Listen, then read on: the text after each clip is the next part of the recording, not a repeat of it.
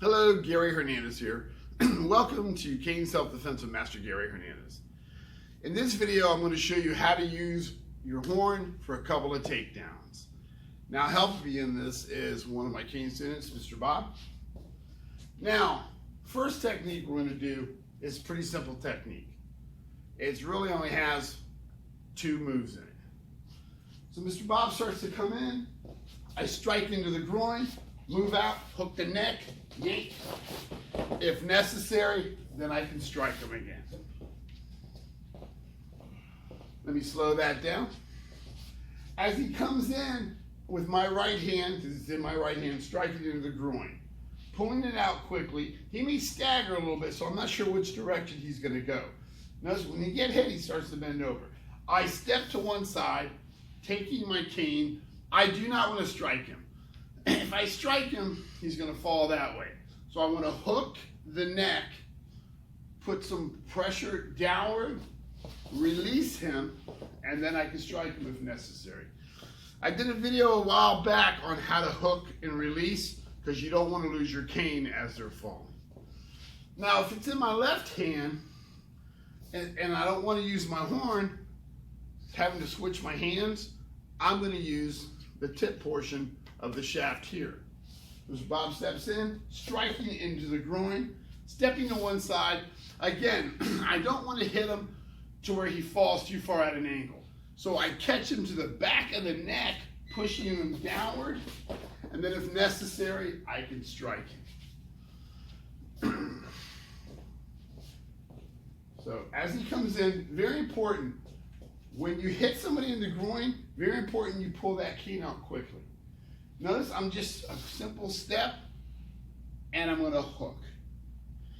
If I'm on the other side and I hit and I pull out, I'm a simple step and I'm catching him to the back base of the neck with a pushing down motion. Another way you can use your horn for a takedown is he starts to come in. I'm going to go for the solar plex on this one. He starts to come in, bayonet strike to the solar plex. Swinging in, hooking his knee, lifting up as I move backwards to get him to fall backwards.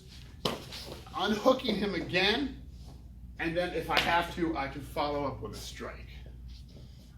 So we're going to slow that one down a little bit. As he starts to come in, I do a bayonet strike. Always remember, bayonet strike, make sure that horn is pointed outward. From there, I simply shift, hook, right here. Once I hook, now I can hook the calf or behind the knee. Once I do that, I lift up. As he goes down, I'm going to unhook him. That way, I'm not being dragged with him. So I pull it up, and then I can strike if necessary. Thank you, sir.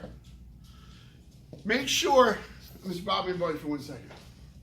Make sure, as he was coming in, once I hit him, he's going to go backwards a little bit. Make sure you take a step, and you have that clearance that you've closed the gap there.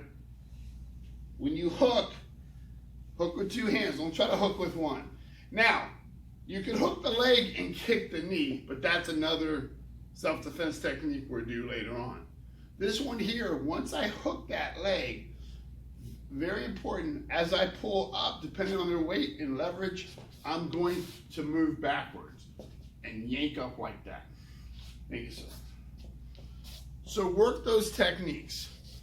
One of the most important things about both of those, where you're hooking them, is being able to unhook. So again, you need to learn how to unhook so A, your cane doesn't get caught up with them. B, your cane doesn't get yanked out of your hands. C, you don't get yanked with your cane to the ground. So hopefully those techniques help. Work on them. As I say, make them your own. Gary Hernandez, thank you, and I will see you guys very soon.